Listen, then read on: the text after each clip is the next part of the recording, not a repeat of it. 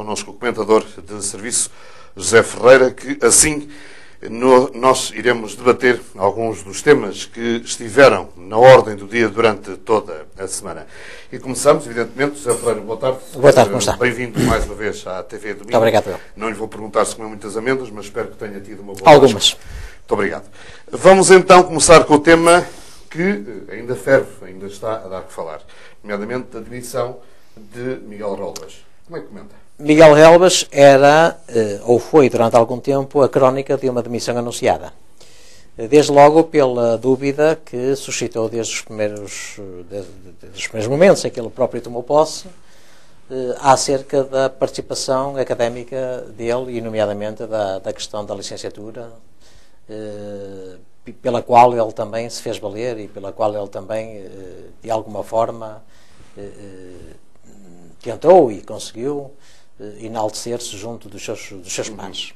Eu confesso que esta questão da licenciatura do Miguel Relvas, eu não sendo licenciado, tenho uma outra visão, que é o seguinte: eu penso que há aqui um problema, eu acho que há aqui um problema nacional, que é um problema da obsessão pelas licenciaturas. Eu não vejo nenhum problema em que uma pessoa, não sendo licenciada, não possa desempenhar um cargo e até eventualmente fazer um desempenho superior a um licenciado. Nós tivemos casos, e temos casos a nível nacional e internacional, de pessoas que, não sendo licenciadas, não ficaram atrás de licenciados. Temos a nível internacional o Lech Walesa na Polónia, temos o Lula da Silva no Brasil, temos em Portugal... Temos que destacar isso. E temos que destacar isso, e eventualmente em Portugal grandes empresários, como o Nabeiro, que é um empresário que tem largos milhares de funcionários e da qual dependem também largas milhares de famílias. É uma pessoa que não é licenciada. E também é um homem bem sucedido, um homem com um património imobiliário e financeiro eventualmente interessante, que nunca fizeram questão de tirar cursos, ou até porque as condições também no tempo em que nasceram e que progrediram na vida também não era de molde isso. A questão do Miguel Relvas parece-me é mais grave pela mentira. E a mentira tem perna curta, e a mentira na política, como em tudo na vida, acaba por ser condenada mais cedo ou mais tarde.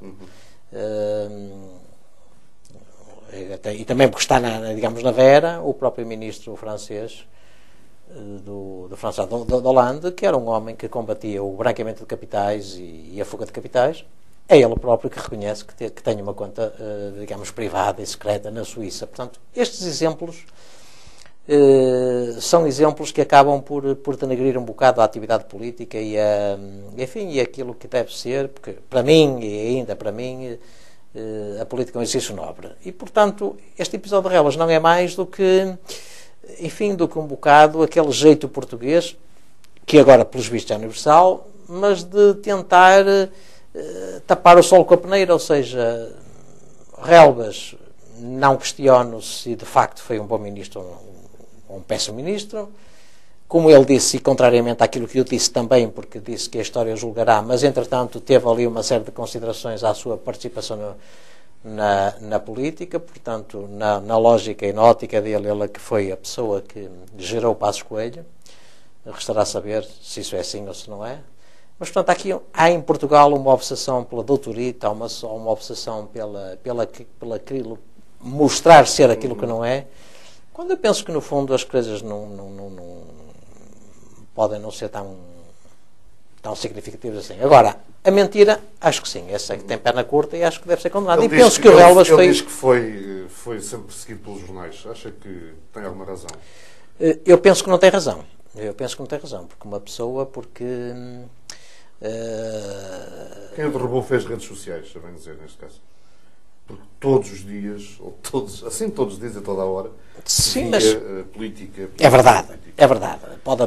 Ele pode argumentar essa obsessão, mas isso, para mim, não é o fundamental. Não é? Para mim, aliás, é assim: a culpa é anterior ao arrependimento. E se Miguel Relvas sabia o terreno que estava a pisar, sabia que o que estava a prestar e as informações que estava a prestar não eram de todo condizentes com o passado e com o grau que ele pretendeu demonstrar à sociedade, não teve por que o fazer. Agora, há aqui uma questão de fundo que também é esta, quer dizer, se ele diz que está de consciência tranquila, que cumpriu a lei, se cumpriu, digamos, toda a tramitação legal para ter aquela licenciatura, falta aqui uma reflexão, falta fazer uma reflexão sobre o sistema de ensino.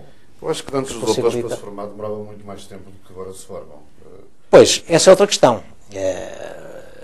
Agora, as equivalências, quer dizer... Sim, essa é outra questão. Antigamente o ensino era mais exigente. Não haviam esse tipo de cursos. Aliás, um dos problemas que levou ao financiamento e também à manutenção de muitos institutos e universidades particulares foi também digamos, a instituição de cursos que na prática não são cursos, são recursos, quer dizer, não tem efeito prático nenhum, não é? Porque os cursos de referência continuam a ser exigentes, medicina, engenharias, esses são sempre cursos com exigência. Sr. Ferreira, eu não queria lhe colocar esta questão, mas vou ter que lhe colocar, porque está em cima da mesa. Não é? O Tribunal de Contas já deve ter dado o seu verdito. Nós, neste preciso momento, não sabemos qual a sua decisão, mas renovação ou demissão do Governo. Se não se demitir, acha que vai haver renovação do Governo? Quem é que sairá? Fala-se muito, não se falava assim tão descaradamente em Miguel Relvas, mas ele também saltou, não é? Foi o primeiro a abandonar o barco. Agora teremos outros. O Ministro da Economia, segundo dizem, também já parece que, não sei se isso também será política dos jornais, entre aspas, em dizer que a Ministra da Justiça também quer abandonar desde já o Governo. Como é que vê? Será uma demissão a curto prazo ou será uma renovação a longo prazo, neste caso? O Tribunal Constitucional, não sei se já se estará eventualmente a pronunciar à hora que estamos digamos, a gravar esta entrevista, mas se eu não o fez, deve estar sensivelmente, digamos, mais... Pode ser, entretanto, que caia... Até pode ser, entretanto. Eu devo dizer o seguinte, eu acho que este Governo remou um pouco contra a maré. Este Governo, de alguma forma, pretende ser vitimizado e pretende vitimizar-se pela decisão que o Tribunal Constitucional possa daí advir e das decisões que o Tribunal possa ter advir, mas há uma coisa que também é importante que se diga e que se fala, é que este Governo também remou contra a maré, quer dizer, ele sabia de antemão que ao colocar no Orçamento de Estado uma série de normas eventualmente inconstitucionais, e este Governo também tem os seus conselheiros e também tem os seus gabinetes jurídicos que o apoiam, provavelmente também pode ter lançado, digamos, este tipo de propostas para que o Tribunal o chumbe. Esta vitimização é uma vitimização que não é de todo genuína, nem é de todo verdadeira. Aliás, esta semana, curiosamente, estamos a assistir a uma série de peripécias que não são verdadeiras. Quer dizer, estamos aqui a assistir, temos estado a assistir a uma espécie de um faz de conta, não é? A nível nacional e eventualmente também a nível local, e se calhar lá iremos a seguir. Mas é importante, para registro, que se diga o seguinte, quer dizer, este Governo, se o Tribunal Constitucional chumbar algumas normas constitucionais deste Orçamento de Estado, o Governo sabia de antemão que ao estar a propor ao Tribunal Constitucional algumas das normas que também propôs, que estava a pisar o risco. Poderá vir a público a dizer, não, a gente demite-se porque o Tribunal não aprovou. Eventualmente sim. Eventualmente sim. Não sei se o Governo tem algum plano B ou C. O Tribunal Constitucional chumbando algumas normas. Eu não creio que este Governo caia. E não creio que este Governo caia porque o PSD esteve demasiado tempo fora do poder. E como esteve demasiado tempo fora do poder, gerou também à sua volta uma série de apetites nas suas hostes, nas suas clientelas, que não creio que ele por modo próprio, abandone o cargo. Aquilo que eu penso é que poderá haver aí uma remodelação. Não vamos dizer quem, porque senão eles nos aproveitam a nossa deixa. Vão mandar alguém embora sem justa causa. Vamos a nível interno. A nível interno, o assunto da semana é a Rampa da Palpera, mais uma edição, a 34ª edição, que vai ser realizada de 10... Perdão, agora já não vou dizer datas, que é para não me enganar, mas eu penso que é de 11 a 13 de maio, que irá para a estrada a 34ª edição da Rampa da Valperra, e foi a Rampa da Valperra que deu que falar entre as duas candidaturas, Vítor de Sousa e Ricardo Rio. Deu. Os dois a querer levar os louros. Deu, mas em bom rigor não é rigorosamente assim. a rampa da Falperra, com a morte do Alfredo Barros, meu amigo pessoal, deixou de realizar-se. E deixou de realizar-se por um conjunto de fatores. Primeiro, por causa das exigências da FIA, na altura, que continuam ainda hoje a ser rigorosas, por culpa de uma não articulação, ou de uma menos boa articulação entre o CAM, o Clube Automóvel do Minho, e a Câmara Municipal de Braga. O que é certo é que ela não se realizou. Realizou-se há 2 anos. Esta é a 3ª edição.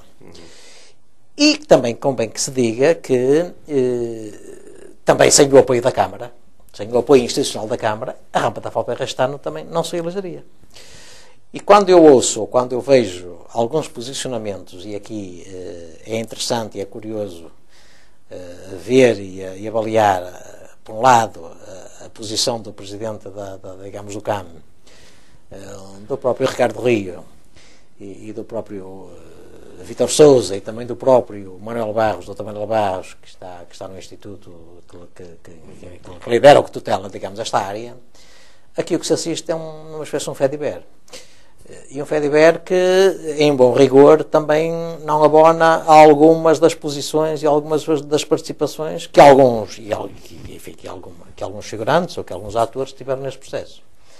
Desde logo o Presidente do CAM. O Presidente do CAM deu uma entrevista ao Diário do Minho, que, por um lado, se lamenta que as exigências da FIA, que são exigências muito rigorosas e com algum rigor, porque todos nós temos presente que em edições anteriores, antes da interrupção, a rampa da Falperra, nos últimos anos em que foi realizada, tive ali algumas situações caricatas, nomeadamente. Houve acidentes graves. Aquele acidente em que o próprio, não quero citar nomes, mas em que o próprio piloto sai do carro e abana com as mãos para a falta de sinalização que esse acidente tinha provocado, e outras peripécias. Portanto, efetivamente a FIA é rigorosa, e acho muito bem que seja rigorosa. Mas, Fernando, deixe-me aqui espetar só uma coisa, é que fazer a rampa de Falperra em menos de 2 minutos, o que é que se lhe diga? Portanto, os carros não vão para lá, não vão andar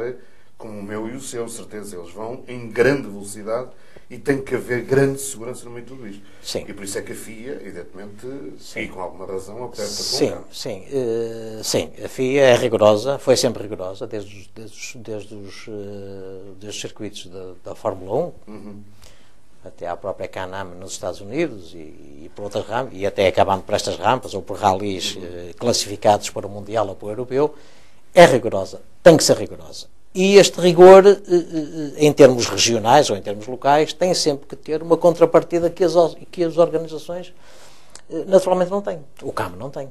E é que assumir isto, o CAM não tem. E se o CAM não tem, quem é que tem? Terá a autarquia, ou terá que ter a autarquia local da zona em que o circuito é realizado. E aqui, portanto, se não houvesse uma vontade, digamos, maioritária, uma vontade própria, específica da autarquia bracarense de realizar a rampa da Falperra, a rampa da Falperra não se realizava, pura e simplesmente. E não é o Sr. Presidente do CAM a dizer que se socorreu dos bons ofícios do Dr. Ricardo Rio para o fazer. Pura e simplesmente não existia. Portanto, esta é uma questão que não é tão genuína, não é tão rigorosa e tão verdadeira como isso. E a prova é que a presença, digamos, do Vice-Presidente da Câmara, Vítor Sousa, na assinatura do protocolo na apresentação pública da rampa da Falperra, esclarece essas coisas. Portanto, há aqui também algumas meias-verdades no meio disto tudo. Eu não duvido, nem ponho em causa, que do ponto de vista institucional, a participação, o pedido do Presidente do Câmara ao Dr. Ricardo Rio, mas depois também não explica se falou em simultâneo com os dois, ou se falou antes com um e depois com o outro, primeiro com o Dr. Ricardo Rio, depois com o Vítor Sousa. Ou não falou com os dois. Ou se falou com os dois ao mesmo tempo, porque hoje, enfim, os telemóveis também permitem, em termos de segundos ou em termos de minutos, acabar uma conversa com uma e depois ter alguma dificuldade em particularizar ao segundo e ao minuto aquilo que se passou. Eu penso que, para registro futuro, é assim. A Câmara Municipal de Braga apostou também e dá apoio ao CAM para a realização da rampa da Falperra, e esse parece-me que é o registro. O resto são fé diversos.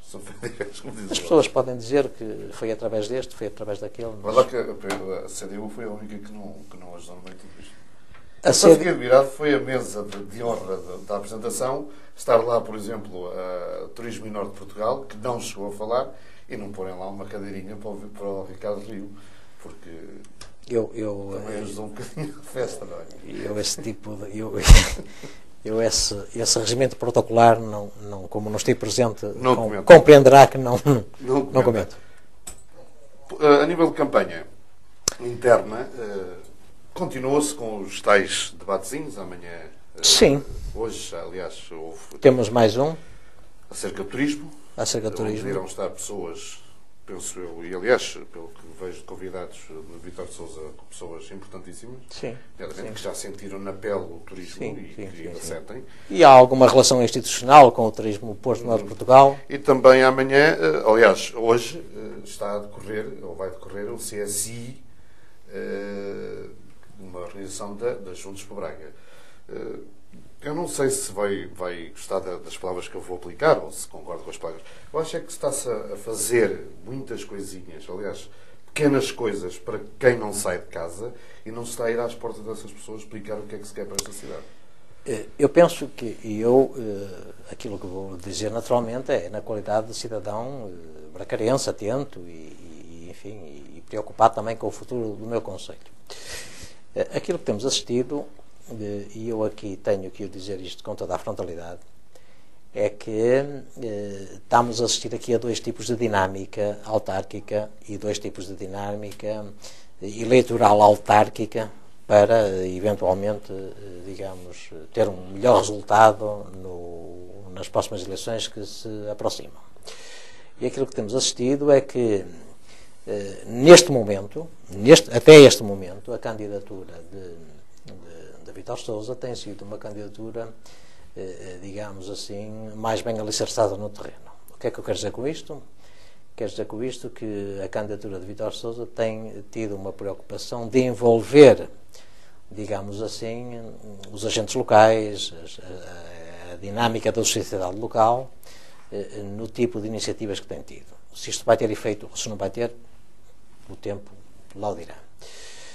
Na candidatura de Ricardo Rio, eu tenho assistido a uma coisa que é um pouco o contrário a esta, que é, Ricardo Rio tem agora potenciado participações e tem ido ao terreno, concretamente, em áreas em que no passado, e num passado recente, não potenciou.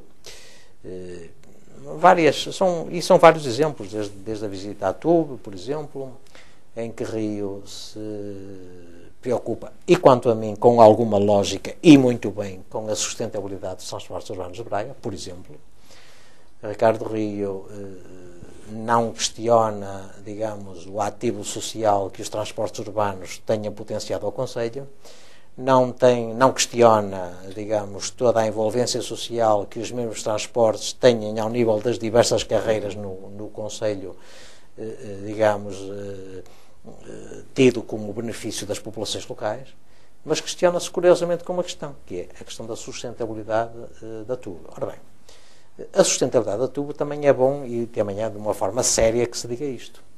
Os únicos transportes públicos nacionais que são financiados a 100% pelo Governo são a Carris e os STCP. E Braga nunca foi financiada pelo Orçamento de Estado nem pelo Governo. Ricardo Rio aqui, como membro, não é membro do Governo, mas é membro ou simpatizante ou digamos, ou entronca de alguma forma nas estruturas partidárias do partido. É a imagem do Governo na nossa cidade. Eventualmente, também devia ser mais reivindicativo junto do Poder Central para, digamos assim, que esse receio da sustentabilidade da Tube pudesse ser mais efetivo. Não o tem feito por estratégia, não creio que seja por desconhecimento, naturalmente que não é, mas o que é certo é que não o fez. E, portanto, aqui, e para, digamos, resumir o meu pensamento, as duas candidaturas têm pautado uma mais para já, com os resultados que não se saberá quais, mas para já no terreno, e uma outra mais vocacionada para o meeting, para a conferência, para a comunicação social, Mas para já, como digo, tanto uma como outra não têm, digamos, alicerçada uma estratégia para o futuro do Conselho de Braga, com ideias claras sobre uma série de situações que nós qualquer cidadão, tem a obrigação de questionar. Zé Ferreira, vamos fechar a nossa porta de hoje. E eu peço desculpa, porque vão dizer assim, nós não temos de ir para a rua porque tem estado mau tempo. Pronto, aqui está a desculpa. Eu peço desculpa, realmente tem estado mau tempo para andar na rua de porta em porta e se calhar melhores tempos, melhores ventos virão. Vamos ficar por aqui hoje. José Ferreira, temos a emissão mesmo a terminar certinha. Vamos começar também já a escalonar isto, a ver se por acaso não há tanto tempo para falar só de um assunto. José Ferreira, olha, ficas desde já convidado para 2 8 dias, não é aqui no estúdio, vai ser em direto, lá debaixo do Parque das Exposições de Braga, já que vamos com as malas e com tudo lá para baixo para o Parque das Exposições, onde vamos acompanhar a Agro, onde estaremos com um estúdio montado lá embaixo na Agro. Portanto, já fica convidado a visitar a Agro e também a fazermos isto. E eu agradeço e estarei lá naturalmente. Como nota de rodapé, quero apenas transmitir o seguinte. Eu tomei conhecimento através da TV Minho que as audiências digamos, do programa... Já é líder, ou seja, é líder. Do programa Ponto Final tem sido líder. E eu gostava de fazer aqui um comentário em jeito de desafio às 2 candidaturas que estão no terreno. E aqui dirigi-me diretamente a Ricardo Rio e a Vítor Sousa. Braga, em termos estatísticos, é a 3ª cidade do país. E como a 3ª cidade do país, merece ter um canal de televisão. E como merece ter um canal de televisão, eventualmente com a expressão ou com a potenciação da expressão máxima que deve ter nesta região. E quando falo de Braga, não falo apenas e só no Concelho de Braga, na cidade de Braga. Falo concretamente do distrito de Braga. A TV Minho é um projeto pioneiro, é um projeto que tem digamos assim, tem alavancado muito bem, digamos, as iniciativas autárquicas locais do distrito. Tem também tido a responsabilidade de comunicar aos seus espectadores, neste caso, tudo aquilo que de bom e que de mau, por não dizê-lo, graças a Deus não tem acontecido nada. Tem ocorrido em todo o distrito e, portanto, o desafio que eu lançava aqui às 2 candidaturas era que, independentemente de quem ganhar a Câmara Municipal de Braga, que assuma também como projeto, digamos, a criação de condições para que surja de Braga, ou em Braga, um canal televisivo, por cabo, naturalmente, que eu penso que será uma mais-valia para a região, para o concelho, para a cidade, e temos várias vertentes aqui em Braga, nós podemos potenciar um conjunto de coisas. Nós temos em Braga, há uma grande parte dos bracarenses que não sabe isto, mas nós temos em Braga um Santiago de Bom Jesus, que tem uma réplica em Minas Gerais, mais pequeno, também arquitetado pelo mesmo arquiteto, portanto, digamos, é um pleonasmo, mas é assim, que também está, nesta altura, digamos, a concorrer a património mundial da humanidade. Temos a Sé Catedral de Braga, que é uma das mais antigas catedrais do país. Temos São Martinho de Dume, que não está a vender o produto como poderia vender. São Martinho de Dume podia vender muito mais, podia trazer muito mais turismo a Braga do que aquilo que está. Temos a Fonte do Ídolo, temos uma série de coisas aqui a nível regional, porque Braga é uma cidade